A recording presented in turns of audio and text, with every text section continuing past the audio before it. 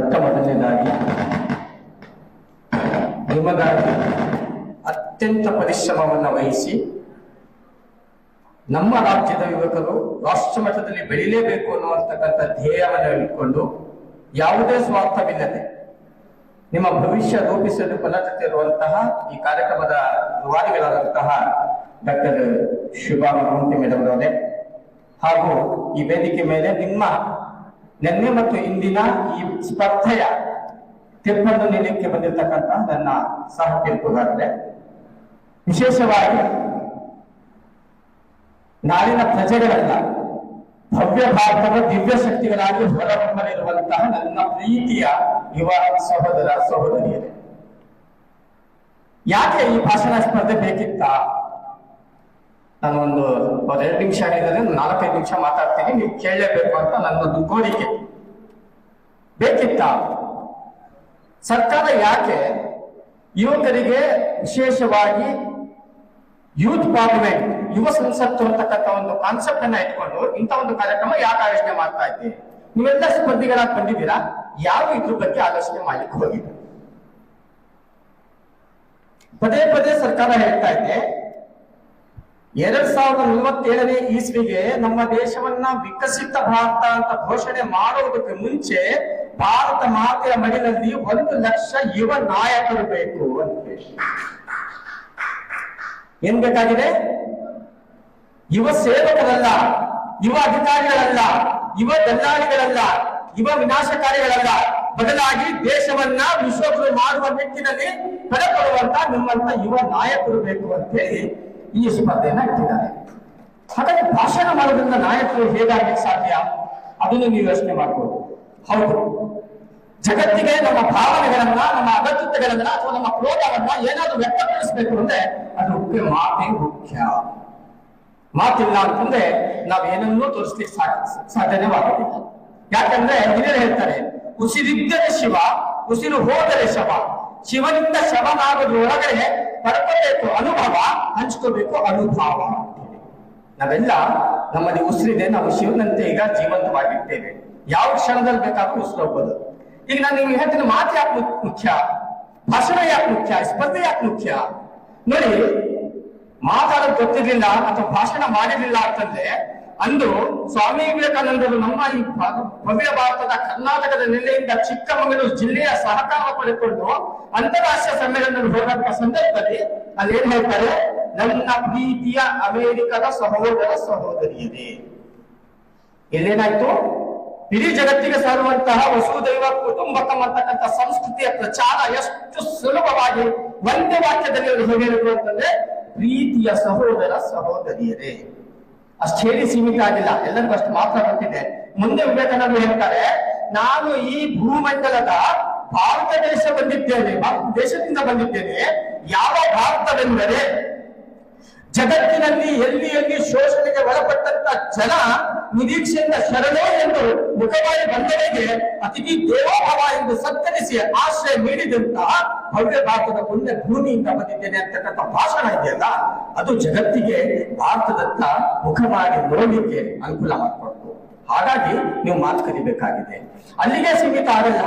ತನ್ನ 6ನೇ ವಯಸ್ಸಿನಲ್ಲಿ ಭಗತ್ ಸಿಂಗ್ ಅವರು ಸ್ವಾತಂತ್ರ್ಯ ಸಂಗ್ರಾಮಕ್ಕೆ ಧುಮುಕಿ ಇನ್ಕಲಾಬ್ ಜಿಂದಾಬಾದ್ ಅಂತಕ್ಕಂಥ ಘೋಷಣೆ ಕೂಗಿರ್ತಕ್ಕಂಥ ಪರಿ ಇತ್ತಲ್ಲ, ನಿಮ್ಮಂತ ಸಹಸ್ರಾರು ಲಕ್ಷ ಯುವಕರಿಗೆ ಸ್ವಾತಂತ್ರ್ಯ ಸಂಗ್ರಾಮದ ಕಡೆಗೆ ಆಕರ್ಷಣೆ ಮಾಡಲಿಕ್ಕೆ ಅನುಕೂಲ ಆಯಿತು. ಅಲ್ಲಿಗೆ ಸೀಮಿತ ಆಗಿಲ್ಲ. ಸ್ವರಾಜ್ಯ ನನ್ನ ಜನ್ಮಸಿದ್ಧ ಹಕ್ಕು ಅಂತೇಳಿ ಬಾಲಗಂಗಾಧರ ತಿಲಕರು ಘೋಷಣೆಗಳನ್ನ ಕೂಗುತ್ತಲ್ಲ, ಆ ಘೋಷಣೆಗಳಿಂದ ಪ್ರೇರಿತರಾಗಿ ಎಲ್ಲರೂ ಸ್ವರಾಜ್ಯಕ್ಕಾಗಿ ಹೊರತೊಡುವಂತಾಯ್ತು. ಅಲ್ಲಿಗೆ ಸೀಮಿತವಾಗುವುದಿಲ್ಲ. ನಮ್ಮ ನೇತಾಜಿ ಸುಭಾಷ್ ಚಂದ್ರ ಬೋಸ್ ಅವರು, ನೀವು ನನಗೆ ನರ್ತ ಕೊಡಿ, ನಾನು ನಿಮಗೆ ಸ್ವಾತಂತ್ರ್ಯವನ್ನು ಕೊಡುತ್ತೇನೆ ಅಂತಕ್ಕಂಥ ಘೋಷಣೆ ಕೂಗುತ್ತಲ್ಲ, ಆ ಘೋಷಣೆಯಿಂದ ಎಲ್ಲರೂ ಒಂದು ಆಜಾದ್ ಹಿಂದ್ ಫೌಜ್ ನಿರ್ಮಾಣ ಮಾಡಲಿಕ್ಕೆ ಸಾಧ್ಯ ಆಯ್ತು. ಅಂದ್ರೆ ನಾಯಕರು ಎಲ್ಲೆಲ್ಲಿ ಉದ್ಭವಗೊಂಡು ಅಂದ್ರೆ ಮತ್ತೊಬ್ಬರ ಮಾತಿನಿಂದ ಪ್ರೇರಣೆಗೊಂಡು ಉದ್ಭವ ಆಗಿರೋದ್ರಿಂದ ನೀವುಗಳು ಪ್ರೀತಿಯ ವಿದ್ಯಾರ್ಥಿಗಳು, ನಿಮ್ಗೆಲ್ಲ ಅತ್ಯುತ್ತಮವಾಗಿರ್ತಕ್ಕಂಥ ಶ್ರೇಷ್ಠ ಗುಣಮಟ್ಟದ ಶಿಕ್ಷಣ ಸಿಗ್ತಾ ಇದೆ. ಇಲ್ಲಿ ಬಂದು ಮಾತನಾಡಲಿಕ್ಕೆ ಹಂಚ್ಕೊಳ್ತಾ ಇದ್ದೀರಾ. ಯಾರು ನೀವು ಸಮರ್ಪಕವಾಗಿ ವಿಷಯಕ್ಕೆ ಅನುಗುಣವಾಗಿ ಮಾತೇ ಆಗಲಿಲ್ಲ. ಎಷ್ಟು ಸುಲಭವಾದಂತ ವಿಚಾರ. ಒಂದು ರಾಷ್ಟ್ರ ಒಂದು ಚುನಾವಣೆ. ಕೆಲವರು ಚುನಾವಣೆಗೆ ಮತದಾನ ಅಂತಾನೆ ಘೋಷಣೆ ಮಾಡಬೇಕು. ಚುನಾವಣೆ ಬೇರೆ, ಚುನಾವಣೆಗಾಗಿ ನಾವು ಮತದಾನ ಮಾಡೋದು. ಅಲ್ವಾ? ಪ್ರತಿನಿಧಿಯನ್ನ ಚುನಾಯಿಸ್ತಕ್ಕಂಥದ್ದು ಚುನಾವಣೆ ಆದ್ರೆ ಅದಕ್ಕಾಗಿ ಒಂದು ಪ್ರಕ್ರಿಯೆ ನಡೆಯುತ್ತಲ್ಲ, ಅದು ಮತದಾನ. ಈ ಅಂತರಗಳನ್ನ ನನ್ನ ಪ್ರೀತಿಯ ವಿದ್ಯಾರ್ಥಿಗಳೇ, ಭಾಷಣ ಯಾಕೆ ಮುಖ್ಯ, ಈ ಸ್ಪರ್ಧೆ ಯಾಕೆ ಮುಖ್ಯ ಅಂತ ನಿಮಗೆ ಅರ್ಥ ಆಗಿದೆ. ಈಗ ಭಾಷಣ ಹೇಗ್ ಮಾಡ್ಬೇಕು ಅದನ್ನ ಒಂದೆರಡು ನಿಮಿಷ ಅನುಮತಿ ಇದ್ರೆ ನಾನು ಹೇಳಿಕ್ಕೆ ಇಷ್ಟಪಡ್ತೇನೆ. ಭಾಷಣ ಹೇಗ್ ಮಾಡ್ಬೇಕು, ನೀವು ಯಾವುದೇ ವಿಷಯ ಸಿಕ್ತಾಗ ನೀವು ನೇರವಾಗಿ ವಿಷಯ ಪ್ರಸ್ತಾಪ ಮಾಡಕ್ ಹೋಗ್ಬಾರ್ದು. ಅಲ್ಲಿಗೆ ಓದಿಕೊಳ್ಳುವಂತಹ ನಿನ್ನೆ ಕೆಲವೊಂದಷ್ಟು ಜನ ನನ್ನ ಯುವ ಮಿತ್ರರು ಭಗವದ್ಗೀತೆಯ ಕೆಲವು ಶ್ಲೋಕಗಳನ್ನ ಹೇಳಿದ್ರು. ಹೌದು, ಖಂಡಿತ ಇಡೀ ಜಗತ್ತಿನಲ್ಲಿ ಅತ್ಯಂತ ಶ್ರೀಮಂತಿಕೆ ಹೊಂದಿರುವಂತಹ ಶ್ರೇಷ್ಠ ಸಂಸ್ಕೃತಿ, ಎಲ್ಲರನ್ನೂ ಸತ್ಕರಿಸುವಂತಹ ಸಂಸ್ಕೃತಿ ಎಲ್ಲಾದ್ರೂ ಇದೆ ಅಂತಂದ್ರೆ ಅದು ನಮ್ಮ ಭಾರತದಲ್ಲಿ ಮಾತ್ರ ಅಂತ ನಾವು ಎದೆ ತೊಡ್ಕೊಂಡು ಹೇಳ್ತಾ ಇದೀವಲ್ಲ. ಸಂಸ್ಕೃತದ ಶ್ಲೋಕ ಹೇಳಬೇಕು, ಆದರೆ ಆ ಸಂಸ್ಕೃತ ಶ್ಲೋಕ ನಮ್ಮ ಈ ವಿಷಯಕ್ಕೆ ಎಷ್ಟು ಹೊಂದಿಕೊಂಡಿದೆ, ಹೊಂದಾಣಿಕೆ ಆಗ್ತಾ ಇದೆಯಾ, ಈ ಉದಾಹರಣೆ ಅದಕ್ಕೆ ಪೂರಕವಾಗಿ ಇರುತ್ತೋ ಇಲ್ಲ ಅನ್ನೋದು. ಇಲ್ಲಿ ಯಾವ ಶ್ಲೋಕ ಹೇಳಬೇಕಾಗತ್ತೆ ಅಂತಂದ್ರೆ, ಇದು ಏಕ ಅಂತಕ್ಕಂಥ ಪದ ಬಂದಿದೆ, ಏಕದೇಶ ಏಕ ಚುನಾವಣೆ ಅಂತ ಹೇಳಿ. ಅದಕ್ಕೂ ನಮ್ಮ ಭಗವದ್ಗೀತೆಯಲ್ಲಿ ಶ್ಲೋಕ ಇದೆ, ವ್ಯವಸಾಯಾತ್ಮಿಕ ಬುದ್ಧಿ ಏಕೇಹ ಗುರುನಂದನ ಬಹುಶಃ ಹಿನಂದಾಶ ಬುದ್ಧಿಯೇ ವ್ಯವಸಾಯಿನ. ಏನಪ್ಪ ಇದು ಶ್ಲೋಕ? ಮಹಾತ್ಮ ಶ್ರೀಕೃಷ್ಣ ಅರ್ಜುನನಿಗೆ ಹೇಳ್ತಾ ಇದ್ದಾನೆ, ಜಗತ್ತಿನಲ್ಲಿ ಎಲ್ಲರೂ ಐಕ್ಯವಾಗಿ ಒಂದಾಗಿ ಪ್ರೀತಿ ಸಹಭಾಗಿಯಿಂದ ಬಾಳ್ತಾರೋ ಅಲ್ಲಿ ಅಭಿವೃದ್ಧಿ ಮತ್ತು ಸಮೃದ್ಧಿ ಆಗತ್ತೆ. ಎಲ್ಲಿ ಬಹುಶಾಖ ಹಿನಂತಾಶ, ನಾವು ಶಾಖೆಯಲ್ಲಿ ವಿಭಜನೆಯಾಗಿ ಹೋಗ್ತೇವೋ, ವಿಂಗಡಣೆ ಆಗಿ ಹೋಗ್ತೇವೋ, ಬೇರೆ ಬೇರೆ ಆಗ್ತೀವೋ, ಬುದ್ಧಿಯೇ ವ್ಯವಸಾಯಿನ, ಅಲ್ಲಿ ಅಭಿವೃದ್ಧಿ ಕಾಣಲಿಕ್ಕೆ ಸಾಧ್ಯನೇ ಇಲ್ಲ, ಸರ್ವನಾಶ ಆಗುತ್ತೆ. ಇಲ್ಲಿ ಏಕತೆ ಅನ್ನೋದನ್ನ ಸಾಕ್ತಾ ಇದೆ ನಮ್ಮ ಸಂಸ್ಕಾರ, ನಮ್ಮ ಸಂಸ್ಕೃತಿ, ನಮ್ಮ ಭಗವದ್ಗೀತೆ ಅಂದ್ರೆ ಅಂತ ಒಂದು ಶ್ಲೋಕವನ್ನ ಆರಂಭಿಸಿ ನೀವು ಮುಂದುವರಿಬಹುದಾಗಿರುತ್ತೆ. ಅದಕ್ಕೆ ಜೊತೆಯಲ್ಲಿ ನಿಮ್ಮಲ್ಲಿ ಆರಂಭ ಬೇಕು. ಆ ಆರಂಭವನ್ನ ಅಂತ್ಯದವರೆಗೂ ಕಾಪಾಡಿಕೊಳ್ಳುವಂತ ನಿರಂತರತೆ ಇರಬೇಕು. ಫ್ಲೋ, ಕಂಟಿನ್ಯೂಸ್ ಫ್ಲೋ ಅಂತ ಹೇಳಿ. ಆರಂಭ ಅದನ್ನ ನಿರಂತರವಾಗಿ ನಿಮ್ಮ ಪ್ರವಾಹವನ್ನ ನಿರಂತರವಾಗಿ ಕಾಪಾಡಿಕೊಂಡಾಗ ಕೇಳುಗರಿಗೆ ಬಹಳ ಅದು ಮೃದು ಅನ್ಸುತ್ತೆ, ಆಕರ್ಷಣೀಯ ಅನ್ಸುತ್ತೆ.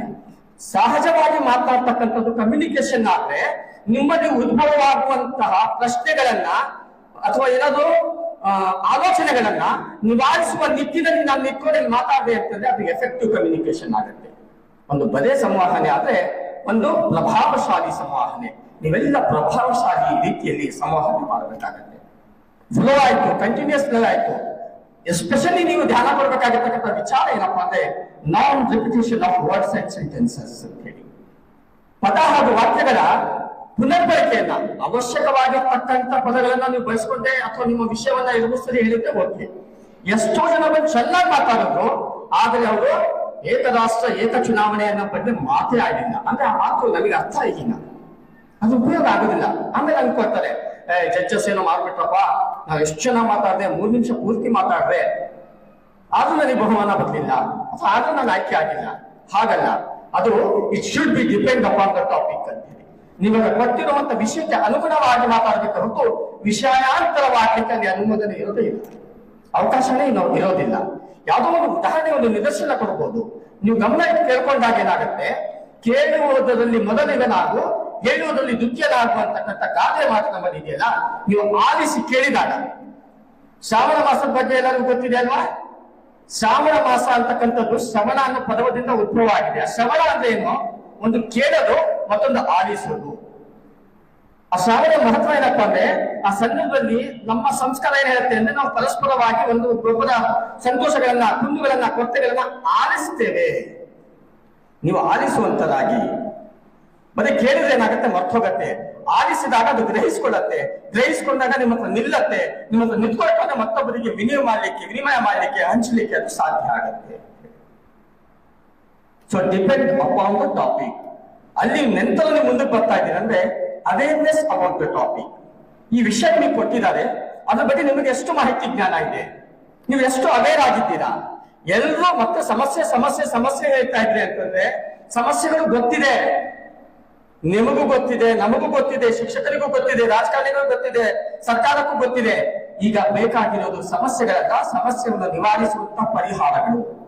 ಒಬ್ಬೊಬ್ಬರಲ್ಲಿ ಒಂದೊಂದು ಪರಿಕಲ್ಪನೆ ಇದೆ. ಅಥವಾ ಏನ್ ದೊಡ್ಡ ಉದಾಹರಣೆ ಕೊಡ್ಬೇಕು ಅಂತಿಲ್ಲ. ಸಣ್ಣ ಉದಾಹರಣೆ, ಏಕಕಾಲದಲ್ಲಿ ಚುನಾವಣೆ ಯಾಕಾಗ್ಬೇಕು ಅನ್ನೋದು ಸಣ್ಣ ಉದಾಹರಣೆ. ನಮ್ಮ ಮನೆ ಉದಾಹರಣೆ ಕೊಡಿ. ಒಂದು ಮನೆಯಲ್ಲಿ ಬೆಳಿಗ್ಗೆ ಎದ್ದ ತಕ್ಷಣ ಅಡಿಗೆ ಮಾಡಿದೀವಿ, ಎಲ್ಲರೂ ಕೂತ್ಕೊಂಡು ಒಗ್ಗಟ್ಟಾಗಿ ಊಟ ಮಾಡಿದ್ವಿ ಅಂತಂದ್ರೆ ಅದು ಕಡಿಮೆ ಬಿತ್ತು ಅಂದ್ರೂ ಕೂಡ ಪರಸ್ಪರ ಹಂಚಿಕೊಂಡು ಸಮನಾಗಿ ಎಲ್ಲರಿಗೂ ಊಟ ಮಾಡ್ಬೋದು. ನಾನು ಮೊದಲೇ ಊಟ ಮಾಡಿದೆ, ನನಗೆ ಹೊಟ್ಟೆ ತುಂಬಿತ್ತು. ಅಣ್ಣ ಆಮೇಲೆ ಬಂದ, ಅವನಿಗೆ ಸ್ವಲ್ಪ ಕಡಿಮೆ ಆಯ್ತು. ಇನ್ನೊಬ್ಬ ಮತ್ತೊಂದ್ಸರಿ ಬಂದ, ಅವನಿಗೇನು ಇನ್ನೂ ಕಡಿಮೆ ಆಯ್ತು. ಕೊನೆಗೆ 6ನೇವನು ಬಂದ, ಅವನಿಗೆಲ್ಲ ಅನಿಸೋಗಿತ್ತು. 7ನೇವನಿಗೆ ಬಂದ್ರೆ ಖಾಲಿ ಆಗೋಗಿತ್ತು. ಇದೇ ದೇಶದ ಪರಿಸ್ಥಿತಿ.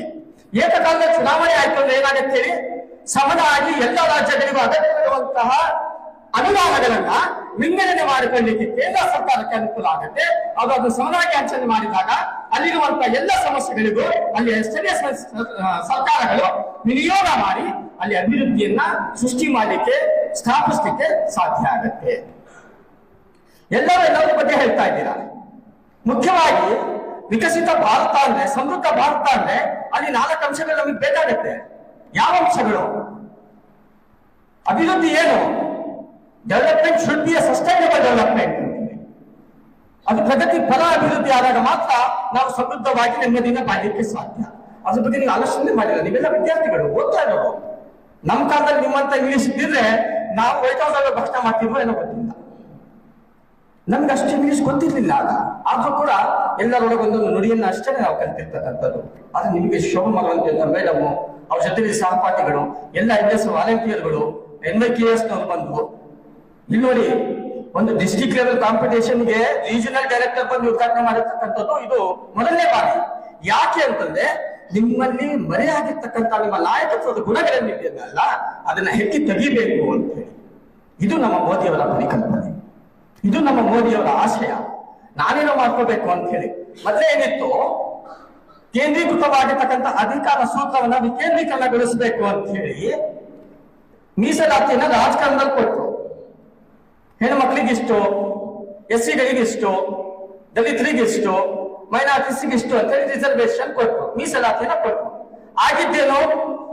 ನಮ್ಮ ಅಪ್ಪ ಆಗಿದ್ದ, ನಾನಾದೆ, ಮುಂದನ ಮಗ ಆಗ್ತಾನೆ. ಇದೇ ಮತ್ತದ್ದು ವಿಕೇಂದ್ರೀಕರಣ ಆಗಲೇ ಇಲ್ಲ. ಹಾಗಾಗಿ ಈ ಏಕರಾಷ್ಟ್ರ ಏಕ ಚುನಾವಣೆ ಜಾರಿಗೆ ಬಂತು ಅಂತ ಸಂದರ್ಭದಲ್ಲಿ ಏನಾಗತ್ತೆ, ಅಲ್ಲಿ ನಾನು ನಿಂತ್ಕೊಂಡು ಗೆಲ್ತೇನೆ, ಅಲ್ಲಿ ನನ್ನ ಹೆಂಡತಿ ನಿಲ್ಲಿಸುತ್ತೇನೆ, ಇನ್ನೊಂದು ಊರಲ್ಲಿ ನನ್ನ ಮಗ ನಿಂತಿರ್ತಾನೆ, ಮತ್ತೊಂದು ಊರಲ್ಲಿ ನನ್ನ ಅಳಿಯ ನಿಂತಿರ್ತಾನೆ. ಎಲ್ಲಾ ಕಡೆ ಹೋಗಿ ನಾನು ಚುನಾವಣಾ ಪ್ರಚಾರ ಮಾಡ್ಕೊಂಡು ಎಲ್ಲರಿಗೂ ಗೆಲ್ಸ್ಕೊಂಡು ಅಲ್ಲಿ ನನ್ನ ವೈಯಕ್ತಿಕ ಸಾಮ್ರಾಜ್ಯವನ್ನು ಸ್ಥಾಪಿಸಿ ನಿಮ್ಗೆಲ್ಲ ಮೋಸ ಮಾಡ್ತಾನೆ ಇರ್ತೇನೆ. ಆದ್ರೆ ಏಕಕಾಲದಲ್ಲಿ ಆದಾಗ ನಾನು ಉಳಿಸ್ಕೊಂಡ್ರೆ ಸಾಕು ಅಂತೇಳಿ ಮುಚ್ಕೊಂಡು ನನ್ನ ಕ್ಷೇತ್ರದಲ್ಲಿ ಕೆಲಸ ಮಾಡ್ತೇನೆ. ಅಲ್ಲಿ ಸ್ವಲ್ಪ ಪದಗಳನ್ನ ಬಳಸ್ತಾ ಇರ್ತಕ್ಕಂಥದ್ದು ಅಸಂವಿಧಾನಿಕ ಅಲ್ಲ, ನಿಮಗೆ ಎಚ್ಚರಿಕೆ ನೀಡಬೇಕು ಅನ್ನೋ ಉದ್ದೇಶದಿಂದ. ನನ್ನ ಜವಾಬ್ದಾರಿಯನ್ನು ನನ್ನ ಅರ್ಥ ಮಾಡ್ಕೊಂಡು ಅವ್ರಿಗೆ ಬೇಕಾದಷ್ಟನ್ನು ಮಾಡ್ಕೊಂಡು ಹೋದಾಗ ಏನಾಗುತ್ತೆ, ಎಲ್ಲವೂ ಸೊಗಸಾಗಿ ಸಾಗಲಿಕ್ಕೆ ಸಾಧ್ಯ ಆಗುತ್ತೆ. ನೀವು ಗಮನಿಸಿದ್ದೀರಾ, ನೀವೆಲ್ಲ ಈಗ 20 ವರ್ಷದ ಈ ಕಡೆ ಎಲ್ಲಾ ಮಕ್ಕಳಿಗೂ ಗೊತ್ತಿರುತ್ತೆ, ಯಾವಾಗ ರಾಷ್ಟ್ರಗಳಲ್ಲಿ ಚುನಾವಣೆ ಬರ್ತದೋ ಅಥವಾ ರಾಜ್ಯದಲ್ಲಿ ಚುನಾವಣೆ ಬರುತ್ತೋ ಆ ಸಂದರ್ಭದಲ್ಲಿ ಮಾದಕ ವಸ್ತುಗಳ ವ್ಯಾಪಾರ ಹೆಚ್ಚಾಗಿರುತ್ತೆ, ಅಸಾಮಾಜಿಕ ಘಟನೆಗಳು ಹೆಚ್ಚುತ್ತಾ ಹೋಗ್ತದೆ, ಆತಂಕವಾದ ಹೆಚ್ಚುತ್ತಾ ಹೋಗುತ್ತೆ, ಉಗ್ರವಾದಿಗಳು ಮೆರೀಲಿಕ್ಕೆ ಆರಂಭಿಸ್ತಾ ಇರ್ತವೆ, ಶೋಷಣೆಗಳು ಅಲ್ಲಲ್ಲಿ ಕಂಡು ಬರ್ತಾ ಇರುತ್ತೆ, ಎಲ್ಲ ಏನು ಅಸಾಮಾಜಿಕ ಘಟನೆಗಳಿದೆ. ಅದ್ರ ಜೊತೆಯಲ್ಲಿ ಕಳ್ಳತನ, ಸುಲಿಗೆ, ದರೋಡೆ ಇವೆಲ್ಲವೂ ಯಥೇಚ್ಛವಾಗಿ ಜಾಸ್ತಿ ಆಗ್ತಾ ಇದೆ. ಯಾಕೆ ಅಂತಂದ್ರೆ ಆ ದರ್ಜೆ ಗೊತ್ತು, ಸಮಾಜ ಘಾತಕರಿಗೆ ಗೊತ್ತು ಭಾರತದ ಚುನಾವಣೆ ಆಗ್ತಾ ಇದೆ ಅಂತಂದ್ರೆ ಅವರನ್ನ ಸಂರಕ್ಷಿಸುವಂತ ಬಲಗಳಿದಾವಲ್ಲ, ಮಿಲಿಟರಿ ಫೋರ್ಸ್ ಇರ್ಬೋದು, ಪ್ಯಾರಾಮಿಲಿಟರಿ ಫೋರ್ಸ್ ಇರ್ಬೋದು, ಲಾ ಅಂಡ್ ಆರ್ಡರ್ ಮಾಡ್ತಕ್ಕಂಥ ಪೊಲೀಸ್ನವರು ಇರ್ಬೋದು, ಇವರು ಒಂದು ಸೀಮಿತವಾಗಿರ್ತಕ್ಕಂಥ ಜವಾಬ್ದಾರಿಗೆ ಅವರನ್ನು ನಿಯೋಜಿಸಲಾಗತ್ತೆ. ಅಲ್ಲಿ ನಾವೇನ್ ಬೇಕಾದ್ರೂ ನಮ್ಮ ಅಟ್ಟಹಾಸವನ್ನ ಬೆರೀಬಹುದು ಅಂತಕ್ಕಂಥ ಅವರು ದೌರ್ಜನ್ಯ ಮಾಡಲಿಕ್ಕೆ ಮುಂದಾಗದೆ. ಯಾಕೆ ಅಂತಂದ್ರೆ ಎಲ್ಲೆಲ್ಲೋ ಒಂದೊಂದು ಕಡೆ ಒಂದೊಂದು ರೀತಿಯಲ್ಲಿ ಚುನಾವಣೆ ಆಗೋದ್ರಿಂದ ಎಲ್ಲವೂ ಏಕಕಾಲದಲ್ಲಿ ಆದಾಗ ಈಗ ಎಷ್ಟು ನಮ್ಮ ಮಿಲಿಟರಿ ಫೋರ್ಸ್ ಇದೆಯೋ ಅದರಲ್ಲಿ ಕಾಲು ಭಾಗ ಮಿಲಿಟರಿ ಫೋರ್ಸ್ ಸಾಕು ಸಮರ್ಪಕವಾದಂತಹ ಚುನಾವಣೆ ನಡೆಸಿ ಯಶಸ್ವಿ ನಾಯಕರನ್ನ ಆಯ್ಕೆ ಮಾಡಿ ಸಂವಿಧಾನದ ನಮ್ಮ ಸಂಸದ ಭವನಕ್ಕೆ ಕಳಿಸ್ಕೊಡ್ಲಿಕ್ಕೆ. ಅದಕ್ಕಾಗಿ ನನ್ನ ಪ್ರೀತಿಯ ಸ್ನೇಹಿತರೆ, ನೀವು ಜವಾಬ್ದಾರಿಗಳನ್ನ ಅರ್ಥ ಮಾಡ್ಕೊಂಡಿಲ್ಲ ಅಂತಂದ್ರೆ ನೀವೇನನ್ನೂ ಸಾಧಿಸಕ್ಕಾಗಲ್ಲ. ನೋಡಿ, ನೀವೆಲ್ಲ ವಿದ್ಯಾರ್ಥಿಗಳು, ನಮ್ಮಿಂದ ಏನಾಗುತ್ತೆ, ನಾವೇನ್ ಮಾಡಬಹುದು, ನಮ್ಮಿಂದ ಬದಲಾವಣೆ ಸಾಧ್ಯನಾ, ಇಂಥ ಯೋಚನೆಗಳಿದೆಯಲ್ಲ, ಇದೇ ನಿಮಗೆ ದಿಕ್ಕು ತಪ್ಪಿಸ್ತಾ ಇರೋದು. ಒಂದ್ ಸ್ವಲ್ಪ ಯೋಚನೆ ಮಾಡಿ ನೋಡಿ. ಒಮ್ಮೆ ಒಂದ್ ಚಿಕ್ಕ ಕಥೆ ಹೇಳಿ ನನ್ನ ಮಾತಿಗೆ ವಿರಾಮ ಕೊಡ್ತೇನೆ ಮೇಡಮ್, ಕ್ಷಮೆ ಇದೆ. ಒಮ್ಮೆ ಸೂರ್ಯ ಆಲೋಚನೆ ಮಾಡ್ಕೊಂಡು ಕೂತಿರ್ತಾರಂತೆ, ಏನಪ್ಪಾ ಅಂದ್ರೆ ನಾನು ಏಕಕಾಲದಲ್ಲಿ ಜಗತ್ತಿಗೆ ಬೆಳಕನ್ನ ಕೊಡ್ತಾ ಇದ್ದೇನೆ, ರಾತ್ರಿ ಆದ ತಕ್ಷಣ ನಾನು ಮೋಡಗಳ ಮನೆಯಲ್ಲಿ ಮಾಯವಾಗಿ ಹೋಗ್ತೇನೆ, ಆಗ ಈ ಜಗತ್ತಿಗೆ ಬೆಳಕು ಕೊಡೋರು ಯಾರು ಅಂತ ಹೇಳಿ ಯೋಚನೆ ಮಾಡ್ತಾ ಮಾಡ್ತಾ ತುಂಬಾ ಅವನಿಗೆ ಭಯ ಹುಟ್ಟತ್ತೆ. ಆತ ಬೇರೆ ಎಲ್ಲ ಗ್ರಹಗಳಿಗೂ ಕೇಳ್ತಾನೆ, ಬುಧ ಗ್ರಹಕ್ಕೆ ಕೇಳ್ತಾನೆ, ಅಪ್ಪ ರಾತ್ರಿ ಹೊತ್ತಲ್ಲಿ ನೀನ್ ಜಗತ್ತಿಗೆ ಬೆಳಕು ಕೊಡ್ತೀನೋ? ಇಲ್ಲ, ಆಗಲ್ಲ. ಚಂದ್ರನಿಗೆ ಕೇಳ್ತಾನೆ, ಆಗಲ್ಲ. ಹೀಗೆ ಒಂದೊಂದಾಗಿ ಎಲ್ಲ ಗ್ರಹಗಳಿಗೆ ಕೇಳ್ಕೊಂಡು ಹೋಗು, ಎಲ್ಲವೂ ಆಗಲ್ಲ ಆಗಲ್ಲ ಆಗಲ್ಲ ಅಂತ ಹೇಳಿ ಹೇಳ್ತಾ ಉಂಟೆ. ಅದಕ್ಕೆ ಅಳು ಬಂದ್ಬಿಡುತ್ತೆ. ಇಡೀ ಜಗತ್ತಿನಲ್ಲಿ ನನ್ನಂತೆ ಏಕಕಾಲದಲ್ಲಿ ಜಗತ್ತಿಗೆ ಪ್ರಕಾಶ ಕೊಡೋದು ಅಥವಾ ನನ್ನ ಜವಾಬ್ದಾರಿಯನ್ನು ನಿರ್ವಹಿಸೋದು ಯಾರೋ ಇಲ್ವಾ ಅಂತಕ್ಕಂಥ ಒಂದು ಅಳುವು ದುಃಖಕಾರಕ್ಕೆ ಆರಂಭಿಸಿದಾಗ ಚಿಕ್ಕದೊಂದು ಹಣತೆ ಹತ್ರ ಹೋಗುತ್ತದೆ. ಹೇಳುತ್ತೆ, ಸೂರ್ಯನೇ, ನಿನ್ನ ಪ್ರಕಾರದಲ್ಲಿ ಏಕಕಾಲದಲ್ಲಿ ನಾನು ಎಲ್ಲಾ ಜಗತ್ತನ್ನು ಬೆಳಗಿಸಲಿಕ್ಕೆ ಸಾಧ್ಯ ಆಗದೆ ಹೋದರೂ ಮನೆ ಮನೆಗೆ ಹೋಗಿ ಮನೆಯನ್ನು ಬೆಳಗಿಸುವಂತ ಕಾರ್ಯ ನಿರ್ವಹಿಸಿ ನಿನಗೆ ಉತ್ತರಾಧಿಕಾರಿ ರೀತಿಯಲ್ಲಿ ನಾನು ಒಪ್ಪಿಸ್ತೇನೆ, ಚಿಂತೆ ಮಾಡಬೇಡ ಅಂತ ಹೇಳಿ ಆ ದೀಪ ಮಾಡಿರುವಂತ ಸಂಕಲ್ಪ ನೀವು ಮಾಡ್ಕೊಂಡ್ರೆ ಜಗತ್ತನ್ನ ಬೆಳಗಿಸ್ಲಿಕ್ಕೆ ನಿಮ್ ಕೈಯಿಂದ ಸಾಧ್ಯ ಅಂತ ಹೇಳಿ. ಸೂರ್ಯ ಇಲ್ಲಿ ಚಿಕ್ಕದೊಂದು ದೀಪ ಇಲ್ಲಿ ನೋಡಿ. ಮನೆಗೆ ಒಂದು ದೀಪ ಹಚ್ಬಿಟ್ರೆ ಮನೆಯೆಲ್ಲ ಬೆಳಕಾಗೋಗುತ್ತೆ. ನಿಮ್ಮ ಮನೆಯನ್ನ ನೀವು ಬೆಳಗಿಸ್ಕೊಳ್ಳಿ, ಆಮೇಲೆ ಸಮಾಜವನ್ನ ಬೆಳಗಿಸ್ಬೇಕು ಅಂತಕ್ಕಂಥ ಭಾವನೆ ನಿಮ್ಮಲ್ಲಿ ಬರುತ್ತೆ. ಸಮಾಜವನ್ನ ಬೆಳಗಿಸಿ ನಮ್ಮ ಊರನ್ನು ಬೆಳಗಿಸ್ಬೇಕು ಅಂತಕ್ಕಂಥ ನಿರ್ಧಾರ ಬರುತ್ತೆ. ಊರಿನ ಬಗ್ಗೆ ಆಲೋಚನೆ ಮಾಡ್ತಾ ಮಾಡ್ತಾ ಇದು ದೇಶ ನನ್ನದು ಅಂತಕ್ಕಂಥದ್ದು ನಿಮಗೆ ಎಲ್ಲರೂ ನೀವು ಯಾರು ಬಾಡಿಗೆ ಮನೆಯಲ್ಲಿ ವರ್ತಿಸ್ತಾ ಇದ್ದೀರಾ. ಖಂಡಿತವಾಗಿ ಬಾಡಿಗೆ ಮನೆ ಇದು ಹೌದು, ಸತ್ಯ. ಸ್ವಾಮಿ ವಿವೇಕಾನಂದರು ಮಾತು ಹೇಳ್ತಾರೆ, ಜೀವ ನಮ್ಮ ಕೈಯಲ್ಲಿಲ್ಲ, ಅದು ಯಾವಾಗ ಬೇಕಾದರೂ ಹೋಗಬಹುದು. ಆದರೆ ಜೀವನ ನಮ್ಮ ಕೈಯಲ್ಲಿದೆ, ಅದನ್ನು ನಾವು ಹೇಗೆ ಬೇಕಾದರೂ ರೂಪಿಸಿಕೊಳ್ಳಬಹುದು ಅಂತ ಹೇಳಿ ನಿಮಗೊಂದು ಸಲಹೆ ಹೇಳ್ಕೊಡ್ತೀನಿ. ಅಂದ್ರೆ ಬದುಕಕ್ಕೆ ಹೋಗ್ಬೇಡಿ. ಬದುಕು ಅನ್ನೋದು ಎಲ್ಲ ಪ್ರಾಣಿಗಳಿಗೂ ಅನ್ವಯ. ಉದಾಹರಣೆಗೆ ಹೇಳ್ಬೇಕು ಅಂತಂದ್ರೆ, ಇಬ್ರು ಜಗಳ ಆಗ್ತಾ ಇರ್ತಾರೆ. ಸ್ವಲ್ಪ ಶಕ್ತಿಶಾಲಿ ಇರೋನು ಆ ಬಡಪಾಯಿಗೆ ಹೇಳುತ್ತಾನೆ, ಈ ಸರಿ ಬಿಟ್ಟಿದ್ದೀನಿ, ಹೋಗ್ ಬದುಕೋ ಅಂತ ಹೇಳಿ. ಅದೇ ನೀವು ಹೋಗಿ ಹಬ್ಬ ಹರಿದಿನಗಳಲ್ಲಿ ನಿಮ್ಮ ಗುರು ಹಿರಿಯರಿಗೆ ಕಾಲಿಗೆ ನಮಸ್ಕಾರ ಮಾಡಿದಾಗ 100 ಕಾಲ ಸುಖವಾಗಿ ಬಾಳು ಹೋಗ್ತದೆ. ಬಾಳು ಅಂತ ಏನಪ್ಪಾ ಅಂತಂದ್ರೆ ಹಸನುಮಯದಿಂದ, ಸಂತೃಪ್ತಿಯಿಂದ, ಎಲ್ಲರನ್ನು ಮೆಚ್ಚಿಸಿಕೊಂಡು, ಎಲ್ಲರ ಸುಖ ದುಃಖಗಳಿಗೆ ಸ್ಪಂದಿಸಿಕೊಂಡು ನಾನು ಜೀವಂತವಾಗಿದ್ದೇನೆ, ನನ್ನಲ್ಲಿ ಮನುಷ್ಯತ್ವದ ಗುಣಗಳು, ಮಾನವೀಯ ಮೌಲ್ಯಗಳು ಯಥೇಚ್ಛವಾಗಿ ತುಂಬಿದೆ ಅಂತ ಸಾಕೊಂಡು ಜೀವಿಸ್ತೀವಲ್ಲ, ಅದು ಬಾಳು. ಸುಮ್ಮನೆ ಸಿಕ್ಕಿ ತಿನ್ಕೊಂಡು ಇತ್ತಿರ್ತೀವಲ್ಲ, ಅದು ಬದುಕು. ಹಾಗಾಗಿ ನೀವೆಲ್ಲರೂ ಯುವಕರಾಗಿದ್ದೀರಾ, ಬಾಳಕ್ಕೆ ಆರಂಭಿಸಿ. ನೀವು ಬದುಕಕ್ಕೆ ಹೋಗ್ಬೇಡಿ. ಬದುಕುವ ಹಂಗನ್ನ ಕಲಿಸುತ್ತೆ, ಬಾಳು ಮತ್ತೊಬ್ಬರಿಗೆ ಉಪಕಾರ ಮಾಡುವಂತ ಗುಣವನ್ನ ಕಲಿಸುತ್ತೆ. ಹಾಗಾಗಿ ಪ್ರೀತಿಯ ವಿದ್ಯಾರ್ಥಿಗಳೇ, ಎಲ್ಲ ಜಗತ್ತಿನಲ್ಲಿ ಆಗಿರ್ತಕ್ಕಂಥ ಎಲ್ಲ ಬೆಳವಣಿಗೆಗಳು, ಎಲ್ಲ ಅಭಿವೃದ್ಧಿಗಳು, ಎಲ್ಲ ಸಾಧನೆಗಳು ಮಾತಿನಿಂದ ಮಾತ್ರ ಸಾಧ್ಯ ಅಂತಕ್ಕಂಥದ್ದು ನಮ್ಮ ನರೇಂದ್ರ ಮೋದಿಯವರಿಗೆ ಸ್ಪಷ್ಟವಾಗಿ ಗೊತ್ತಿರುವುದರಿಂದ 2018ನೇ ಇಸ್ವಿಯಿಂದ ಇದು ಯುವ ಸಂಸತ್ತು ಅಂತಕ್ಕಂಥ ಕಾರ್ಯಕ್ರಮ ಆರಂಭಿಸಿ ನಿಮ್ಮನ್ನೆಲ್ಲ ಎಲ್ಲ ಬೀದಿಯಲ್ಲಿ ಮಾತಾಡಿಸ್ತಾ ಇಲ್ಲ, ಗೌರವದಿಂದ ಸಂಭಾವನೆಗಳನ್ನ ಕೊಟ್ಟು ನಿಮಗೆ ಕರೆಸಿ ಊಟ ಉಪಚಾರಗಳನ್ನು ನೀಡಿ ನೆಮ್ಮದಿಯಾಗಿ ಕೂರಿಸಿ ನಿಮಗೆ ಮಾತನಾಡಿಸಿ ನಂತರ ಇಲ್ಲಿಂದ ನಮ್ಮ ಕರ್ನಾಟಕದ ಅಸೆಂಬ್ಲಿ ಹಾಲ್ನಲ್ಲಿ ನೀವು ಮಾತಾಡಲಿಕ್ಕೆ ಯಾರು ಗೆದ್ದು ಹೋಗ್ತಿರೋ ಅವರಿಗೆ ಅವಕಾಶ ಮಾಡಿಕೊಟ್ಟಿ ತದನಂತರ ನಿಮಗೆ ಸಂಸತ್ ಭವನದಲ್ಲಿ ಕರ್ಕೊಂಡು ಹೋಗಿ ಅಲ್ಲಿಯೂ ಮಾತಾಡಿಸ್ತಾರೆ ಅಂತಂದ್ರೆ ಅಲ್ಲಿ ನಾಳೆ ನೀವು ಬಂದು ಕೂರಕ್ಕೆ ಅವಕಾಶ ಆಗಲಿ ಅಂತಕ್ಕಂಥದ್ದು ಈಗಲೇ ನಿಮಗೆ ಅಡಿಪಾಯವನ್ನು ಹಾಕೊಳ್ಳಾಗ್ತಾ ಇದೆ. ಹಾಗಾಗಿ ಯಾರು ಬೇಕಾದ್ರೂ ಜೀವನದಲ್ಲಿ ಏನ್ ಬೇಕಾದ್ರೂ ಮಾಡ್ಬೋದು. ಸೇವೆ, ಸಾಧನೆ, ಸಂಪಾದನೆ ಇದು ಯಾರಿಗೂ ಸೀಮಿತವಾಗಿಲ್ಲ. ಕೆಲವರು ಸಂಪಾದನೆ ಮಾತ್ರ ಬಯಸ್ತಾರೆ, ಕೆಲವರು ಸಾಧನೆ ಮಾತ್ರ ಬಯಸ್ತಾರೆ, ಕೆಲವರು ಮಾತ್ರ ಸೇವೆಯನ್ನ ಮಾಡ್ತಾರೆ. ಯಾರು ಸೇವೆಯನ್ನ ಮಾಡ್ತಾರೋ ಅವರಿಗೆ ಸಾಧನೆ ಹಾಗೆ ಆಗತ್ತೆ, ಸಂಪಾದನೆ ತನ್ನಷ್ಟು ತಾನೇ ಬರುತ್ತೆ ಅಂತಕ್ಕಂಥ ಮಾತನ್ನ ಹೇಳ್ತಾ ಅಂತಿಮವಾಗಿ ಮಾತನ್ನ ಹೇಳ್ತೇನೆ. ನಮ್ಮ ಬಸವಣ್ಣನವರು ಮಾತು ಹೇಳ್ತಾರೆ, ಎನ್ನ ನಡೆಯೆಂದು ಪರಿ ಎನ್ನ ನುಡಿಯೆಂದು ಪರಿ ಎನ್ನರಗೆ ಶುದ್ಧವಿಲ್ಲ ನೋಡಯ್ಯ, ಎನ್ನ ನಡೆ ನುಡಿ ಒಂದಾದರೆ ಆ ಕೂಡಲ ಸಂಗಮ ದೇವನೇ ತನ್ನೊಳಗೆ ಪದಯ್ಯ ಅಂತ ಹೇಳಿ ನಾವೆಲ್ಲವೂ ಮಾತಾಡ್ತಾ ಇದ್ದೇವೆ.